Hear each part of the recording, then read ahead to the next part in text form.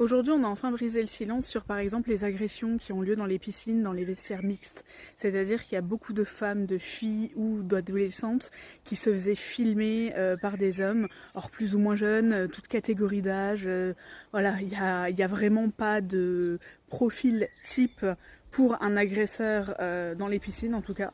C'est pas comme les pédocriminels ou autres où il y a quand même pas mal de profils types.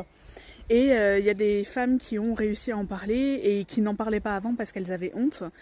Et il y a cette vidéo, entre autres, qui tourne en boucle, qui date de 2024, où une victime a réussi à prendre en photo son agresseur, à le filmer, et en plus du coup, alors pas à l'identifier tout de suite, mais elle a réussi à alerter le personnel de la piscine, et c'est quelque chose qui vient de se repasser là il y a quelques jours, et on se rend compte que si la personne s'en va,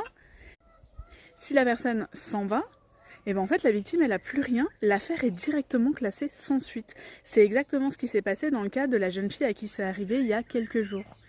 Si vous êtes victime de ça, si vous êtes victime de quelqu'un qui fait du voyeurisme ou autre, n'hésitez pas à appeler la police tout de suite, que vous ayez des preuves ou non d'ailleurs, parce que si la personne le fait avec vous, peut-être qu'elle l'a déjà fait avec d'autres personnes, vous n'êtes peut-être pas sa première victime, ou en tout cas, vous êtes peut-être la première qui va le dénoncer.